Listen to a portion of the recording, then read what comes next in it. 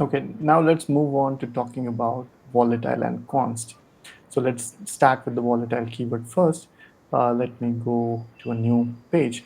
And okay, so the general answer about the volatile keyword when asked or when inquired is that it helps you to skip optimization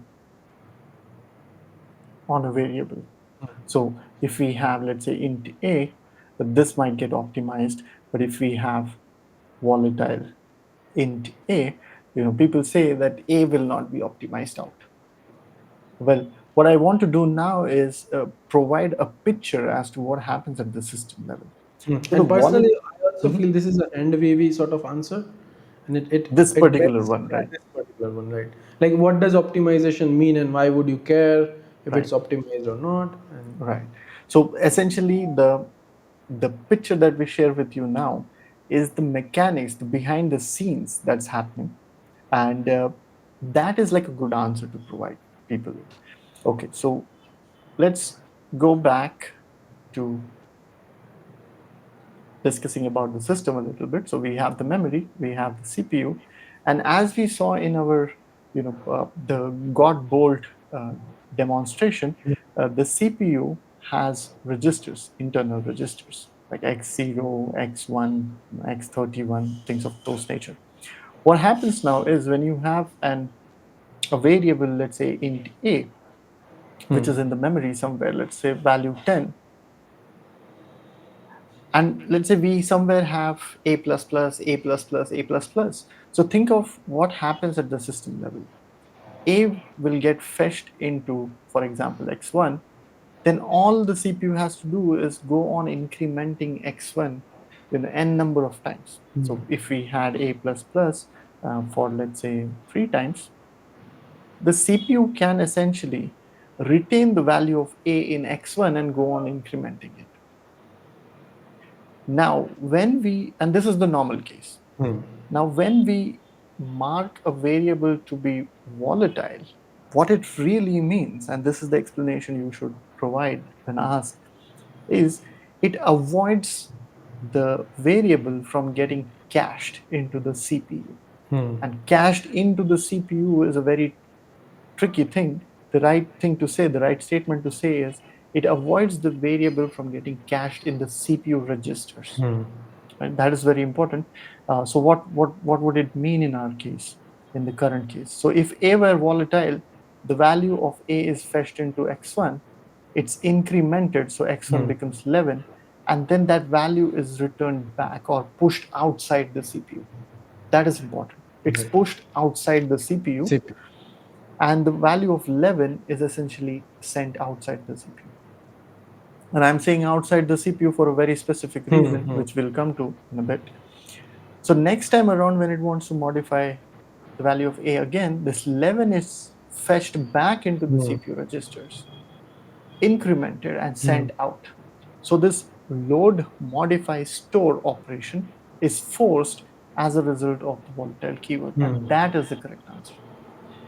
And what I now want to briefly talk about or hint is the role of caches. So let's say somewhere here we have an L1 cache. So what will happen is the first time we fetch the value of a, it will come through the cache. And when we modify and write back a, it will be written here. Notice that the value of a, which is now incremented to 11, is sent outside the CPU. It doesn't retain in the CPU register. And next time we want to modify a again, the value of 11 is fetched from the caches, not from the main memory. And that is why I was saying that volatile essentially implies that the variable will not be cached in the CPU registers. It can be cached in the caches. That can happen. But it won't be retained within the CPU. Load into the CPU register, modify it, do the computation, and send it out. Right, That is right. what the volatile keyword means. Mohammed, do you want to add as to what the motivation and other Yeah, yeah, things might why be? not? So I think the summary would be that the volatile keyword can control your code and change the behavior into, hey, instead of reusing the values from the register directly, maybe it would be a better idea to go fetch it, modify it, and again store it back, and do that every reference of that variable. Yeah. But because it's a code, it has no control over your hardware, which is where the caches sit, right? So Yes. if your value is cached in the cache L1, L2, or any other cache, then it will get the value from there. What Correct. volatile keyword sort of guarantees you is that, hey, I'm not going to use any stale or any value in my register, so to speak. I'm always going to issue a fetch instruction, get Right. it, and then store it back. Right. Perfect. And And go where ahead. it might be helpful Hmm. is if you have two CPUs, each Yeah, one yeah. of them, trying to Hmm. use the latest value, then what happens is the latest value is Hmm. available outside the CPU. Right, And this right. CPU can go fetch it from here, Hmm. modify it, and this CPU can go Right, fetch it right, and modify. right. It won't happen that both of the CPU are Hmm. incrementing their own internal Hmm. copies, internal meaning the one in the registers, and be out of sync. Hmm. Now Hmm. again, there are more conditions to having two CPUs modify same memory location, which is you need a mutex and things of, or atomic Hmm. reads and writes. More on that later, but the idea is don't keep it within the CPU. Hmm. Hmm. Send it out. That's the first step, right? Yes. Right. And one of the areas in embedded where it is used is for peripherals. Hmm. So what In fact, happens is when you are, let's say, wanting to read and write to a UART register, for hmm. example, you don't want that UART register's value to be retained in the CPU Hmm. register. You want to fetch it, do whatever with it. Hmm. And if you have modified it and you want to send out the modified data, well, you should be sending it outside the CPU. Yeah. Right? So that is one thing. So when you're dealing with the peripherals, ensure or keep in Hmm. mind that your peripheral uh, registers or the struct that is mapped on the peripheral, the elements within that, should they be volatile or not? So Right, just be right. mindful of those. Yeah. And believe me, this is like I would say the biggest roadblock for many people. Like they Mm, have either incomplete understanding or some misguided understanding of what volatile volatile keyword does. is. Yeah. And if you have nailed this down, then congratulations. I think that was our intent for this particular video. So Yes. congratulations. Yeah. And And then, just to conclude, then go ahead. Sorry, complete your thought. sorry, on the peripheral side, Piyush, I think you had asked me about the motivation, and I was just thinking of some nice example. I think peripheral one is really nice, but one other sort of example which we can imagine is maybe a GPU and a CPU. So Hmm. CPU is preparing the raw data for GPU to render, and the architecture is such that, hey, once GPU is done rendering it, it will set some flag in the memory asking GPU for the next frame. Asking CPU for the next CPU frame. for the next frame. Then, hey, provide me the data for the next frame. I will also render that up. Correct. Now, this is the flag which CPU is also looping on, Spinning saying, hey, on. spinning on. Right.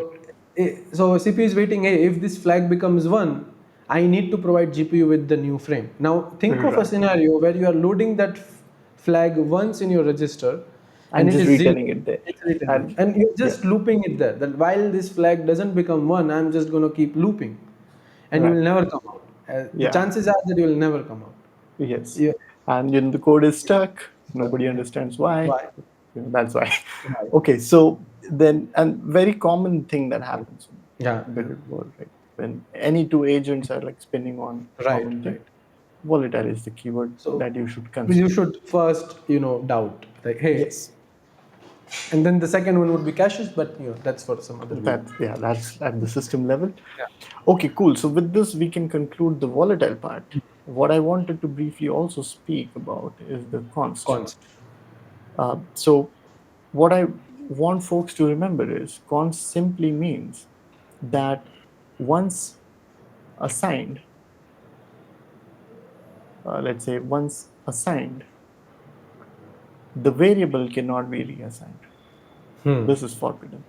So the compiler will just try to make sure that your variable that you have declared as a const, there is no assignment happening from it. it'll throw an error saying, hey, we are assigning value to a const Hmm. variable.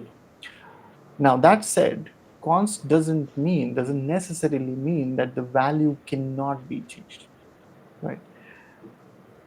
Again, based on the inputs, or not inputs per se, based on the disassembly that we have seen, if a for whatever reason happens to be in the RAM and you have the pointer to a, then you can attempt changing the value of it using the pointer. The Hmm. compiler wouldn't complain about that. Right. Now, how the code actually behaves, well, that's undefined. Hmm. Sometimes it might go through, sometimes on different systems it might block. But the whole point is a const in C doesn't mean constant. It Hmm. simply means once assigned, giving the Right. definition with initialization, once assigned, no more modification of that Hmm. So, variable using the assignment operator is so direct assignment would be blocked by the forbidden. compiler, forbidden, Right. and you can play around and have a smart ways to still do and go and change Try. the variables, maybe Yeah. like pointers and such. And if you have free time, we encourage you to try it out as an experiment Yes. and see what happens. And the Correct. reason why Piyush said it is unknown is because on rather on hosted environment. Recall hosted environment is where your code runs on top of an OS, right? We do not know for sure what OS does to these sections because Right. the const int a equals 10 tells compiler that hey, this might be a read-only memory because I don't see anyone is going to change it. So Right. it's better to put it in some read-only Right. attribute with read-only attribute. And Right. if you attempt to then write it, your hardware is going to generate fault. If Yes. let's say OS behaves that way, then you can't modify it. But in some bare metal OS where these restrictions are not there, you are free to go and Things modify it. could work. Yeah, things could work out differently there. Yeah. So long story short, it's the behavior is undefined for Undefined. exactly Yeah. those reasons. Perfect. So I think this is a good And the point question to. you can, Mhm. sorry, Piyush, No, go ahead. Go ahead. on the const part, the question or the probing part for you, which you can encounter is, hey, is what is the behavior of const? Does that Hmm. mean that this const variable can never be modified? And the answer to that would be it depends, like It whatever just. depends, right, right. And then you can reason about whether it's in the read only, whether it's in the RAM. Do we have the address to it? Is it guarded by the OS? On bare metal, if it is not And if guarded, maybe someone answers me with this depth, I would be flattered by that. Yeah. fair. I would be flattered as well.